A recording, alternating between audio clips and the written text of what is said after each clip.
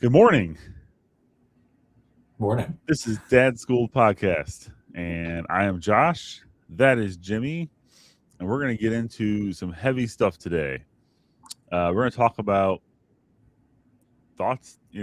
When you feel like you're letting your family down as a dad.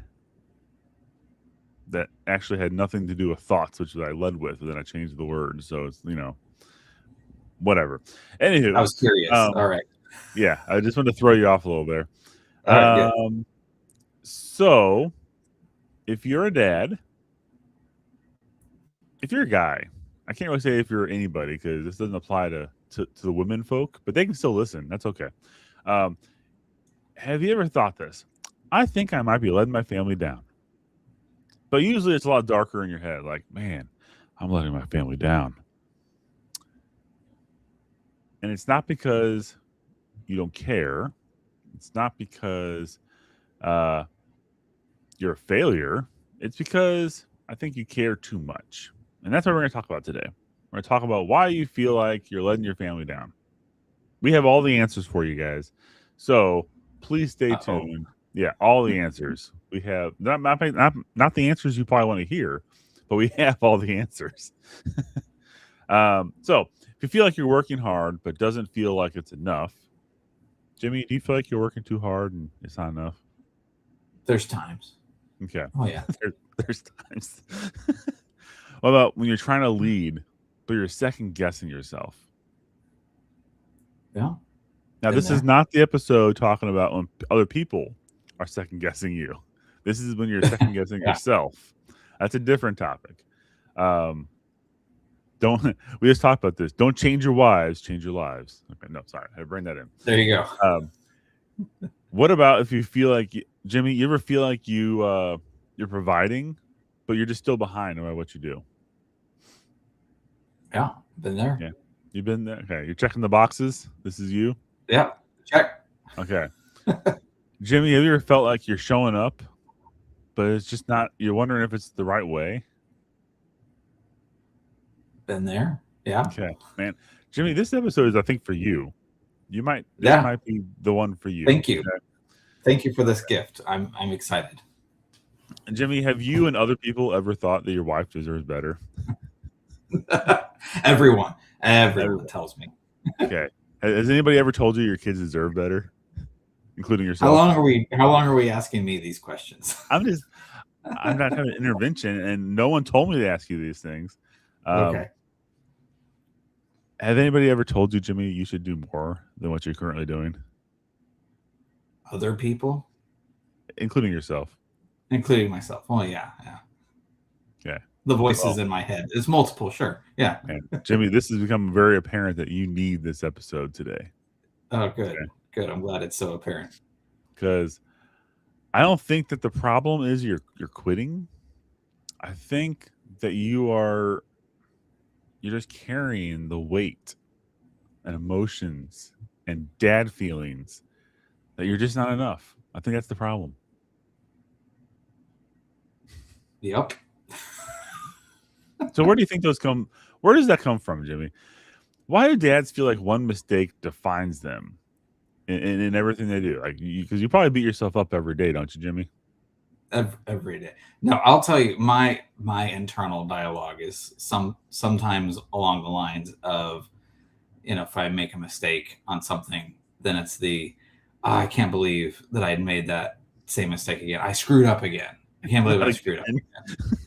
Yeah, I mean, you forget to do one of your chores, or I don't know, something happens. You're like, I did it again. I can't believe I'm always like, well, I go with the absolutes instead of I made a mistake again. Okay, let's go fix the mistake.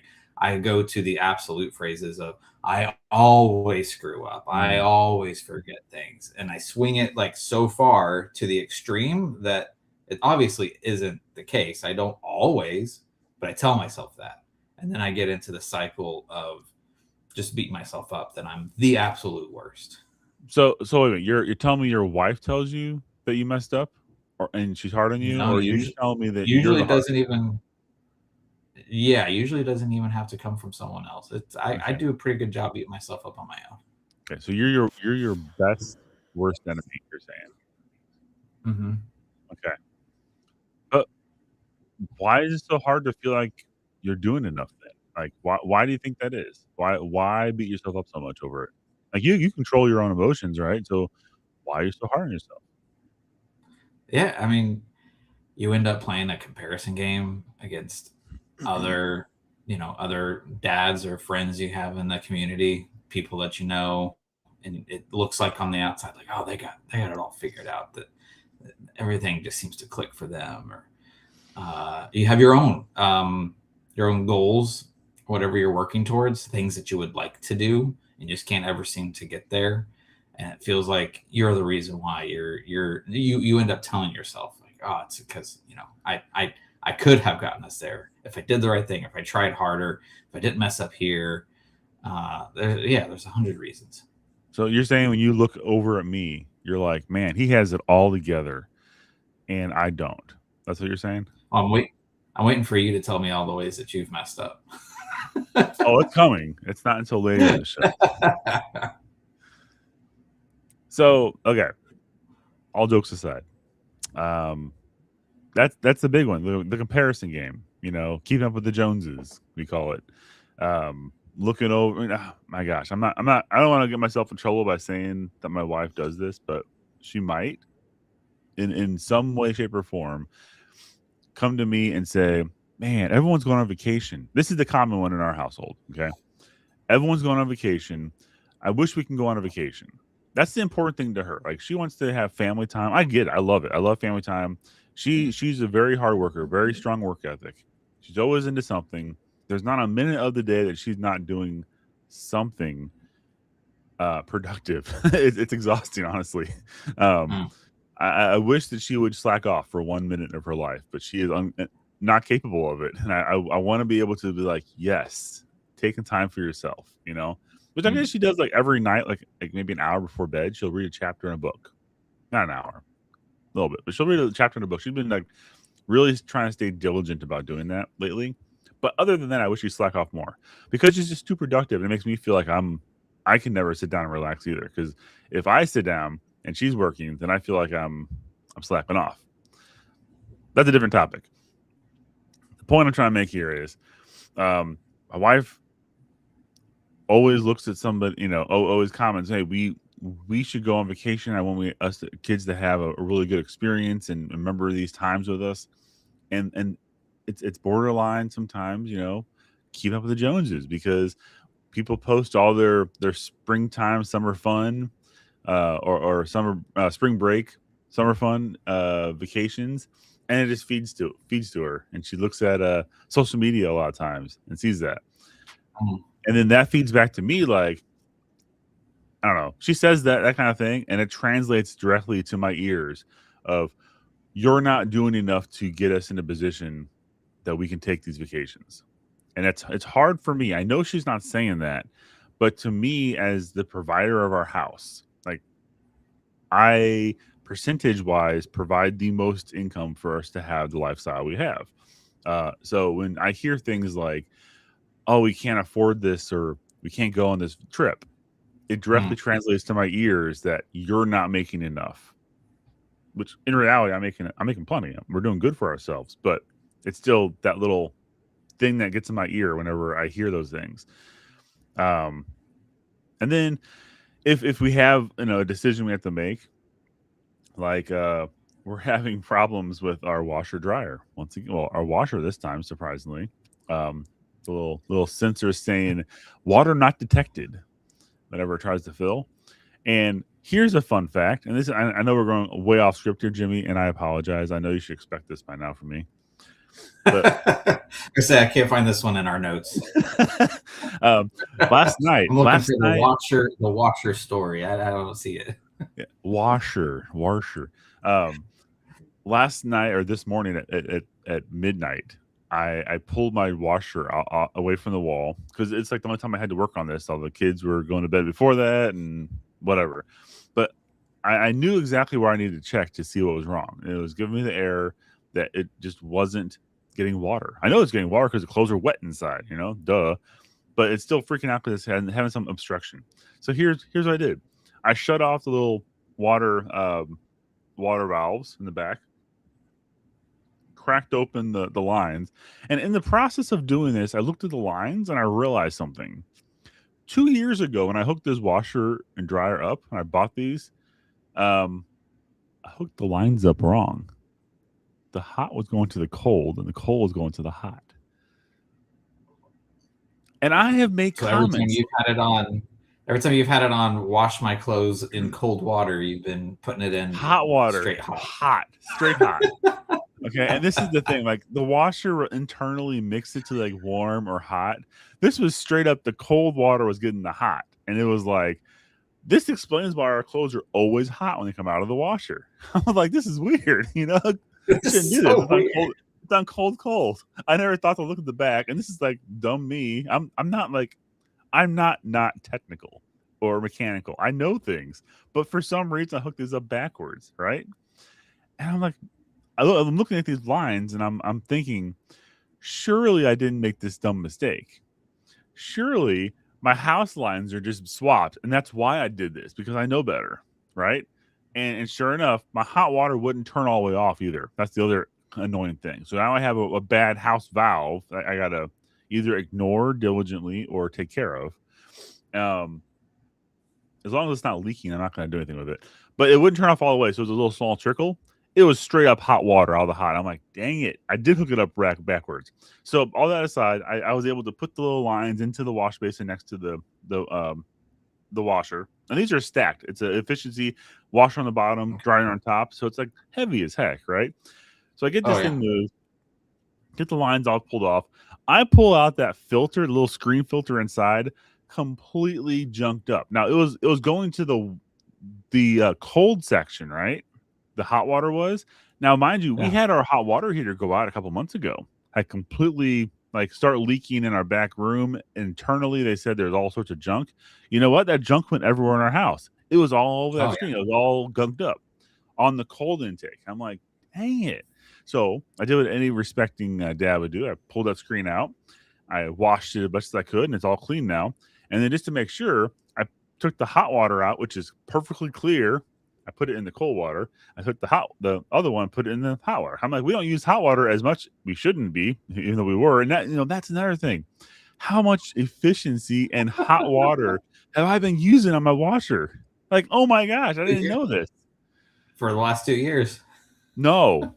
Yeah, 2 years. Oh my gosh, I thought it was 10 years. Okay, 2 years. That explains it. It's like our gas bills been going up, our water bills. It's just messed up. Oh my goodness.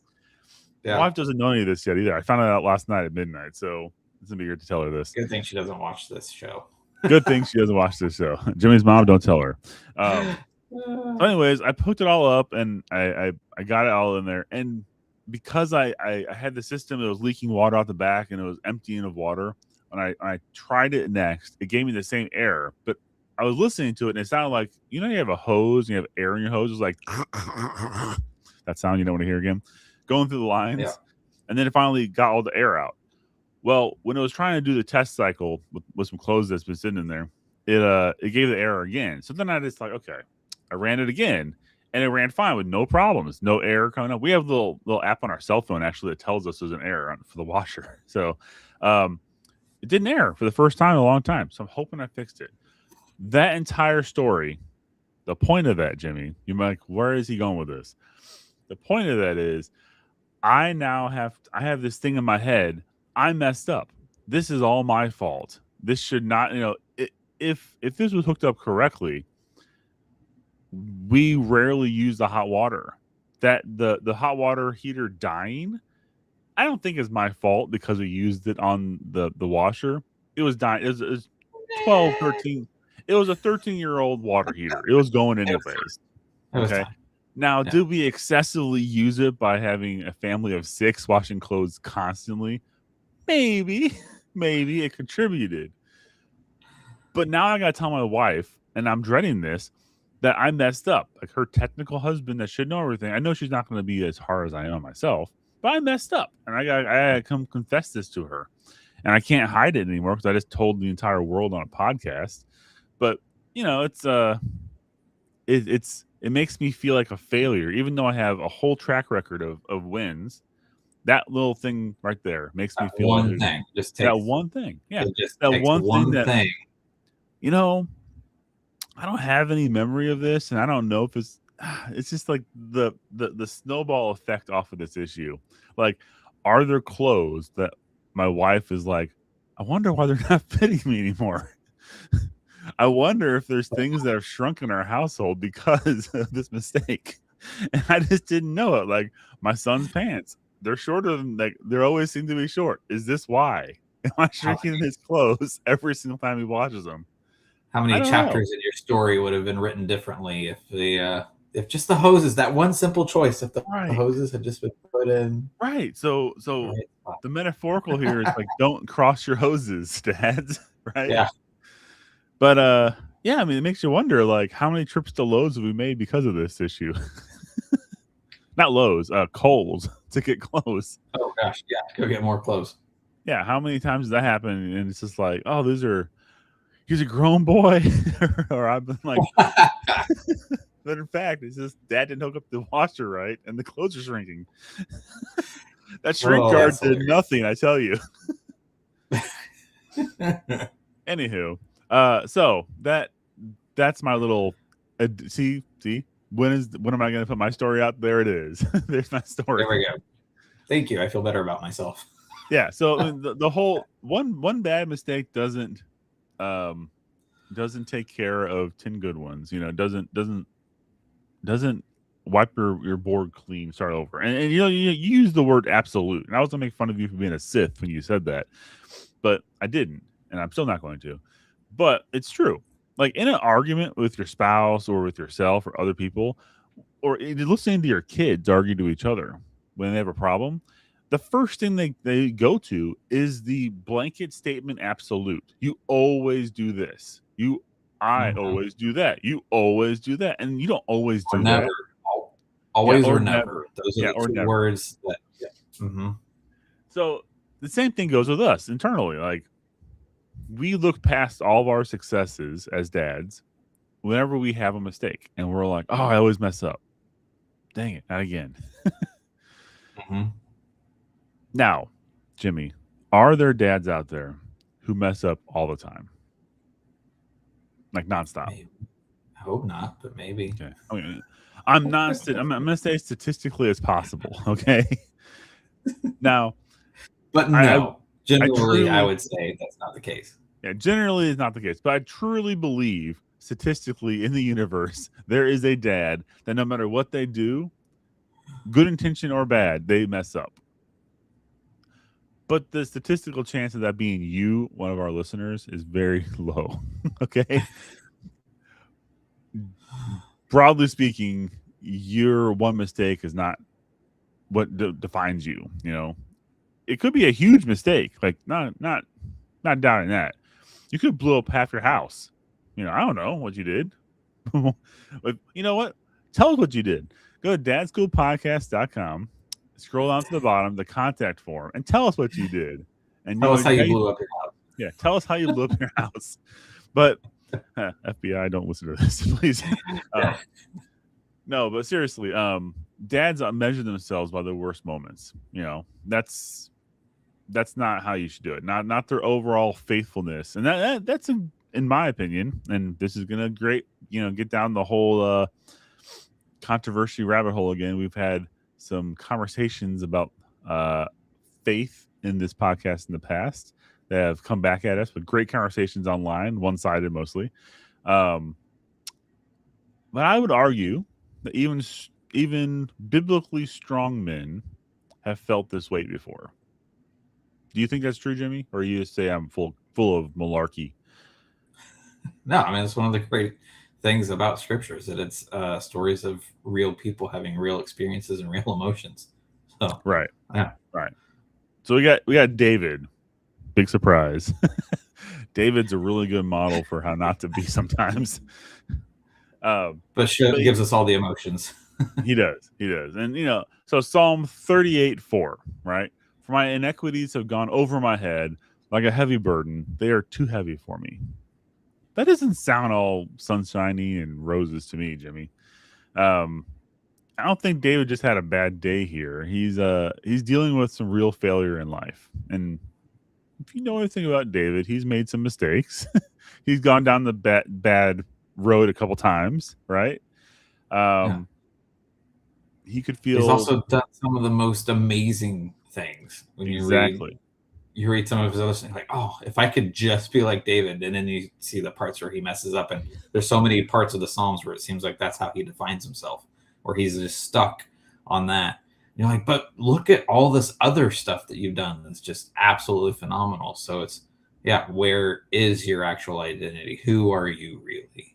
Yeah, one can say that David crossed his washer lines a couple times throughout Scripture, and that is blotting out in his eyes at this moment all the things that he's done and people he's saved, nations he's saved. You know, it's it's hard to separate this. You know, like in reality, when you lose your temper. For Jimmy, when you lose your temper, okay, I've never seen you lose your temper. First of all, just to put that out there, but I'm sure it happens. Or when you made a bad decision, or you've just handled something the wrong way, or you've taken something out of context and you've just blown up for no reason. You know, those moments don't wipe out everything you've done that's good. I mean, you have two very beautiful girls you're raising. You have a wonderful wife. You seem to have it all together. You're a Jones idol almost in most people's eyes, probably. And we don't know the struggles you guys have on a daily basis that your wife has to put up with you. We don't know that, but the point of all of this rambling, Jimmy, is that it's not like your one mistake doesn't define you. That's what I'm trying to point out here. My washer machine hoses should not cause me great trouble today when I tell my wife. I'm just trying to put that out there. But sticking with biblical context, what about Peter? Has Peter ever had a problem? Peter caused a lot of his own problems, rushing in head first and all that. Okay, so here's another side to this coin. Okay, so Peter, this is the Peter who said Matthew 26:34. Truly I tell you, this very night before. This is not Peter talking. Sorry, this is Jesus talking. My bad. But he says, truly I tell you, this very night before the rooster crows, you will deny me 3 times. Obviously, Peter was like, no, you're wrong. Even though you're the creator of the universe's son, and you know all and see all, I'm going to tell you you're wrong when you say this statement. That's what Peter was saying in that moment. It always cracks me up. Like they're telling him, moment. You're Lord. You know, we know who you are. They're saying they know who he is, but even in this moment, that always makes me snicker. He's like, no, not me. I'm not going to deny you. You're wrong. You got out of everything you've said that's been amazing, all the things that you've done that we've seen, you're wrong on this one. Yeah, you don't know what you're talking about. and then when brass tacks came down, right, he denied Jesus 3 times.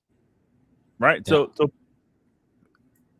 when that happened, and here's the part. He not only did Peter hear this and realize it, right? When that happened, Luke 22:61 tells us, and the Lord turned and looked at Peter, and Peter remembered the saying of the Lord, and he went out and wept bitterly. Okay. Not only did he get told previously that night, you're gonna mess up big. Then he realizes it happened, but he looked in the eyes of the person he betrayed, and then it all hit him at that moment. Like, I'm not sure. Maybe there is, but I'm pretty sure that might be the lowest moment of anybody's life right there. Yeah. Like, you can't get much lower than that. That's a tough pill to swallow right there. It is. And then where do you go from there? Like, I don't know. Contextually, if you look at what people do, Judas, he betrayed Jesus, right? I would arguably say he might have done worse. He might have done Jesus a little more dirty than Peter did. Peter just said, "I don't know you." Judas did actually give him up to the enemy, but Judas went out and hung himself. He was so shameful what he did. I've always considered, like, in this moment, seeing what happened, like, Jesus looked at Peter. Like, internally, I'm not sure I want to continue either at that moment. Not condoning suicide, but like at that moment, like the person, I guess it would have been different if Jesus rose from the grave and then looked at Peter and did that. Like, look, you're really wrong. I am God. Uh, I don't know. That always has got me like, man, where do you Oh yeah, I like tomorrow always thought morning he about wakes Peter. up? What does he think first? Like, oh man, I denied Jesus. Like that. Well, That to me he's would be what carrying happened. that. He's carrying that, seeing that Jesus just got crucified. He's dead, and that was the last. Pretty much the Mm-hmm. last conversation he had with him was, "Yeah, you're gonna deny me." And then he goes and he does it, and then he sees Jesus dead and buried, and then they're hanging out still. The disciples are still hanging out together, and he's got that burden on his shoulders. Like, yeah, that just happened. I mean, Jesus is gone. He's dead. And I absolutely denied him, betrayed him, whatever. And he's just carrying that. He's like, I can't believe this is how it ended. This is how it ended. And I've That often wondered three if days. those 3 days, if all of those disciples became alcoholics. I often wonder that. Like if they straight up just went on a binge, like we are the worst. Well, they're fearful for their lives. They're a person leading their organization just got killed in the most brutal way possible. Like, Mm-hmm. I guess they're probably just hiding in fear. But honestly, like the guilt that Peter must have had at that moment, Mm-hmm. that to me would be like he is either taking something to sleep longer that night or it's just miserable. I don't know. We're obviously projecting like today's solutions and common things and results we see onto back then. But man, it just hits for this context that we're talking about. It's the worst. Publicly, he was called out on his kind of lie. I call it publicly because Mm-hmm. people were asking him in the public, and he was like, "No, no, no, no." And then Jesus looked at him, and he knew. The public might not have known, but he knew, and that's the thing. So yeah, but it gets better. It gets better because after the fact, the resurrection, Jesus doesn't replace Peter. He doesn't like the first thing Jesus does coming out of the tomb wasn't to smite Peter. He restores him. Like Peter acknowledged what he did, and Jesus restored him because he had faith in Jesus. So Jesus rewards that faith and restores him and empowers him, and his story is not done. He has obviously a very brutal death to look forward to, but that is for another reason. Unbeknownst to him at the moment. Right. Okay. So yeah. And then Jesus, John 21:17, Jesus said to Peter, feed my sheep. He wasn't done with him. He wasn't giving up on him just because he denied him and because he messed up. Just because he switched the washer inlet lines, Jesus did not throw him aside. And I'm going to remind my wife that even Jesus forgave, Peter in that moment. He mixed up the washing lines. So therefore, I too shall be forgiven. I love he gave Peter the chance to be fully restored because Peter denied Jesus 3 separate times, and so then 3 separate times Jesus asks the question, Peter, do you love me? And Peter gets to give a response to that question 3 times, and then it's at the end of that he says, okay, great, I'll go feed my sheep. Like, go, you've got work to do. We're good here. Like, we've settled the score, we've put all that behind us. You've got work to do. Go feed my sheep. And that I can't imagine that weight just coming off of his shoulders, Yeah. So let's go a different tact. So let's review here because we've gone so far, Jimmy. So far, we had David who had the pressure of leading a nation on his shoulder, and making actually let's strike that from the record. I didn't say that. David, the focus was big mistakes he's made, right? He's made huge mistakes. He's made, sent a man to die in a war, lay with his wife, committed adultery. He's done some bad things, but those people do remember him for those things. I'm not going to deny that. But he's known for greater things, and he did great things. And those poor things don't really define him, even though you can probably look that up and define him by that. Well, I mean, they just came out with a cartoon movie of David this summer, That's and true. they didn't focus on the failures. Just put it that way. It was a kids movie of a hero, someone to look up to. They focused on all the great things that he did in Right. life. Thank you for rescuing me on that one, Jimmy. You're correct. There you So then Peter, who straight up denied that he knew the creator of our universe's son, um, he was forgiven for his mistake, right? So the theme here, let's continue on down this pipeline here. Let's talk about Moses. Let's talk about someone who didn't even feel like he was enough or doing enough or capable of doing enough, right? So early on, before Moses even attempted and failed, he doubted himself. Before then, God picked him, God chose him, God empowered him, and he was there for him. So Exodus 3:11, Moses said to God, "Who am I that I should go to Pharaoh and bring the children of Israel out of Egypt?" So he's questioning, like, who am I? I'm not anything special. I'm not good enough. And as well as, oh my Lord, I'm not eloquent. Exodus 4:10. I'm not eloquent, but I am slow of speech and tongue. He's making excuses. Like he is trying his hardest not to do something because he feels like he is incapable. He's failing himself before he even tries, right? And God knows that, and he equipped him.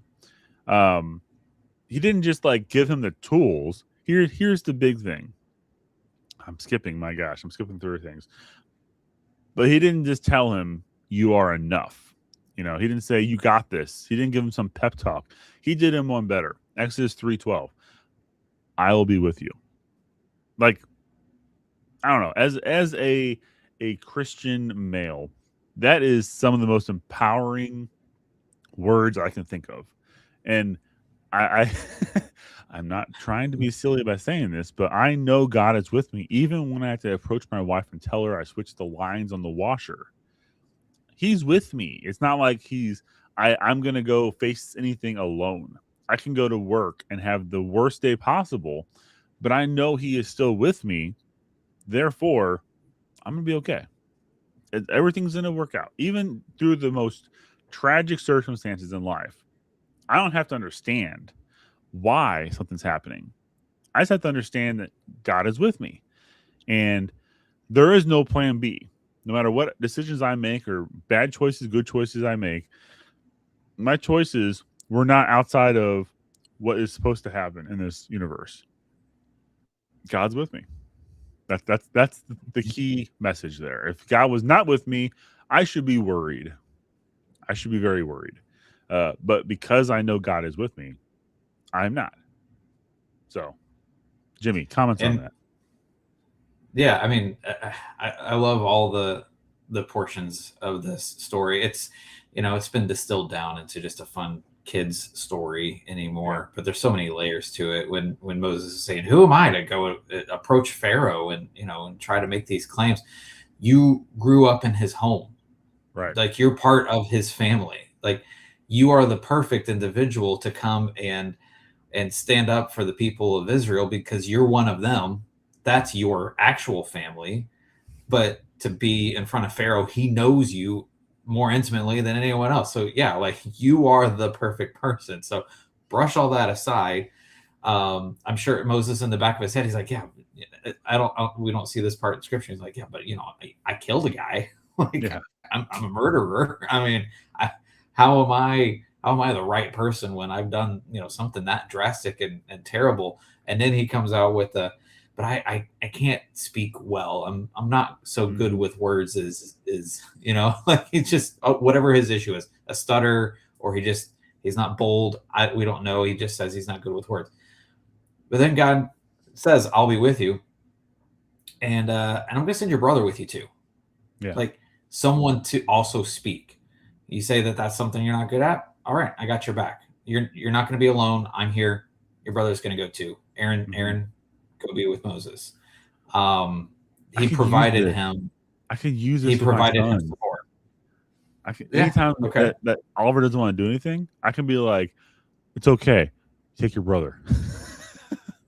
It's biblical. I can point right to this passage and be like, There you Luke, go. you have to go. It's your Yeah. destiny as a brother. You have to go with him because this is what Moses and Aaron did.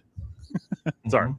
it just popped in my head. Just give him a staff and tell him to start smacking rocks, and everything will work out. But don't smack all the rocks. You gotta talk to God He first. talked to You're some gonna of end up. them. That's what kicked him out of the promised land, man. You can't do that to Your, him. your boys are just in the backyard, and the neighbor's like, why are your kids always talking to rocks and smacking them? And I'm thirsty. it's biblical, The okay? rocks. I'm thirsty. Okay. There's something wrong at that house. So recapping real quickly here. David, I failed and it's crushing me. Peter, I failed when it matters most. Moses, I don't think I'm enough for all this, right? That about sums it up. But through it all, God always worked through men in the place that they're in whatever situation they're in life. God works through them and basically glorifies himself. It points back to God and his wisdom and his glory. Oh man, I went off on a tangent there. I'm sorry. I almost want to blame you, but I know we can't because we recorded this. So lies that start to take over, Jimmy. Right? I'm Jimmy. Do you ever say to yourself, "I'm not doing enough"? I am right now. Do you ever regret everything you're no? Nah, common phrases, if you hear these from your own head ever, guys out there, I'm not enough. I'm messing things up. My family would be better off without my mistakes. I'm failing as a husband and a father. It's not something you should think, obviously, and it causes you to lose your confidence, stop leading your family. You think you're not enough, so you pause. You pause what you should be doing, and you just start wallowing in your failures, or you're not even attempting things because you think you're just gonna mess them up. You become short tempered. You just withdraw. So if a dad believes he's starting to fail, he leads like he's already lost. He's not going to be effective. So, I'm not trying to be like, it's all confidence, fix yourself. You better yet? But honestly, when you start thinking you're going to fail and you start hesitating on things you should be doing, you're going to fail. So that's the thing that you need to keep in mind. Jimmy, I feel like you have 4 truths that all dads need to hear. Yeah, I mean, we break them down just super simple. That number one, your family doesn't need a perfect dad. They're not expecting you. You shouldn't be expecting you to be absolutely perfect, never make a mistake. They just need you to be there. They need you to be present. Second, a bad moment one single moment does not define your entire story. Your entire story of fatherhood, of husbandness. I don't know Husbandry? what the proper husband.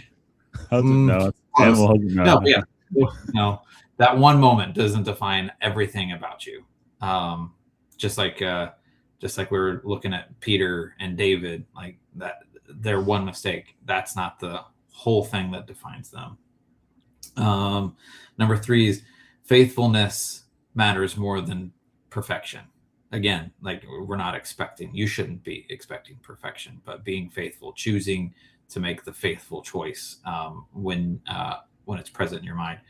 And then number 4, God is working through you even when you don't see it. He's present, and He'll send someone oftentimes to be there by your side. I think failure is one of those things that we don't handle super well in our society in general. We don't know how to handle it. We don't know what to do with it.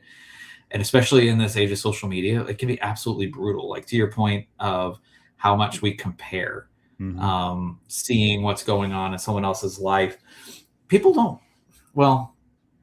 Some people like to post, too many people like to post the terrible parts of their life because they They get the social points of Yeah. victimhood Pity. points. It's The like a pity points. currency these days. Yeah, the pity Yeah. points.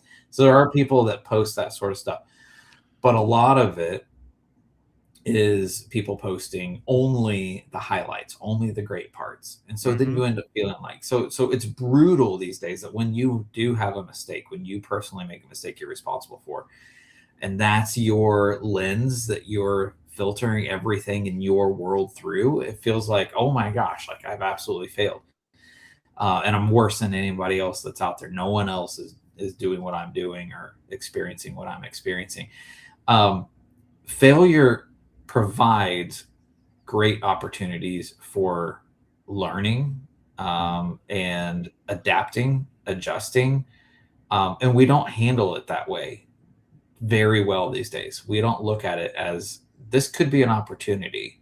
What were the circumstances that led this to go wrong? Are there circumstances I could change now that in the future could help prevent me from having the same mistake? Who was in my corner in the past when I screwed up or when something went wrong and they Mm-hmm. helped me through it? Is that someone I can reach out to and say, hey, you've been there before me before. I've got this going on. Or set it up to where in the future they're by your side. Be the Moses to, or the Aaron to your Moses. Be by my side. I've got this thing coming up. I need backup. I need someone with me to help me walk through whatever I've got coming up. Um, uh, there's so many ways that we can have opportunities for better success, and better preparation if we change our mindset instead of I just beat myself up every time I screw up and I'm just going to keep doing it again.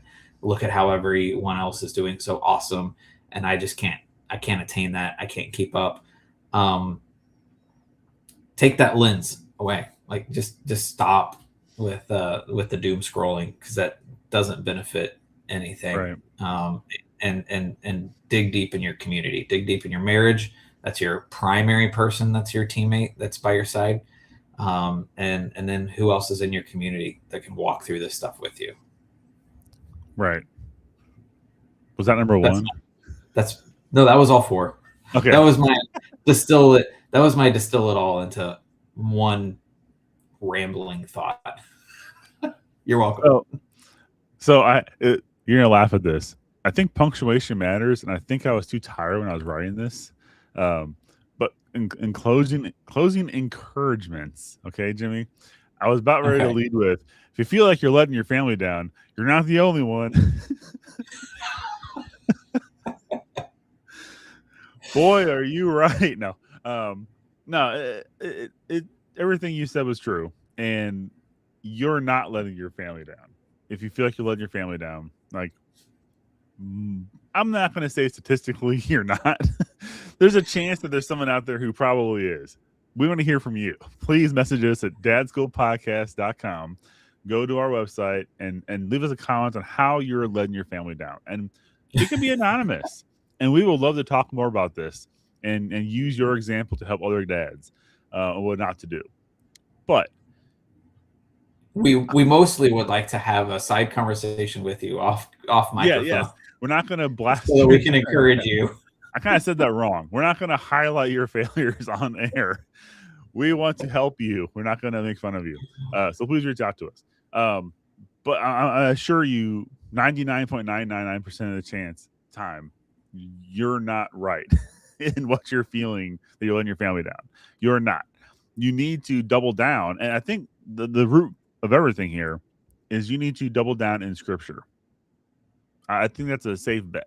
You need to double down and look back at how Christ redeems us and how we as dads are built to walk us alongside Christ and lead our family in that direction. I feel like all your problems in your life will suddenly go away in regards to what you're feeling. Like you're going to have problems as a Christian. That's guaranteed. It's scripturally, it's scripture. But you need to understand you're supposed to be leading your family in a Christ-centered walk. You should not be wallowing in your own pity that you did something wrong. You know, that's making it about you. That's bringing Oh, I just had a conversation last night about this. It is not being selfish, kind of being selfish, but you are what's the word? I can't remember. Anyways, you're making it all about yourself, and you are even when you're saying, oh, I mixed the washer hoses up. I'm focusing on that, and I made that mistake, not focusing on what really matters. Because I guarantee you, when push comes to shove, and I'm being judged by the Almighty Creator, He's not going to look at me and be like, Josh, you messed those hoses up, didn't you? That is the straw that broke the camel's back. You can't go to heaven now because you messed those hoses up. Now, if those hoses caused me to deny Christ, maybe that could be true.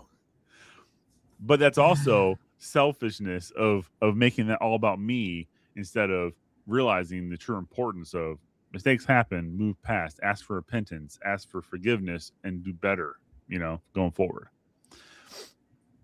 There you go. And like you said, parroting that, showing up, being present as a dad. But I really, really, really, really, truly believe everything starts with Scripture, because Scripture tells us to be present as a dad, not to leave our families and go off with somebody else, make another family, because we don't like, that is in the Bible, but that's what's pointed at what not to do. Right. Yeah, it's not modeled as the ideal situation that we're supposed to do. So closing thoughts, Jimmy, before we like, subscribe, and follow us. You're not alone in these feelings. We all have those moments. Dig into community. Find a place that you can have someone that's can provide some wisdom, some encouragement, and help you take a look at your life and go, "Oh yeah, it's not just me," and then have someone that can back you up. Exactly. Have a bro to help you out. Yeah. Or a bunch of bros. All the bros. All the bros. All right. Like, subscribe. You'll find our social links on dadschoolpodcast.com. And I believe we'll have a show next week. I have some trips and journeys and going on this week, going to a homeschool convention. It's going to be exciting. And then we have another show, hopefully, next Monday. And then Jimmy and I will be heading out and going to another homeschool convention together. Not like riding in the same car, but we're going to meet up there and be like, hey. We could. We could just have our families cram in another car and me and you just. We have to, with the size of our families, we have to rent probably like one of those Econoline vans.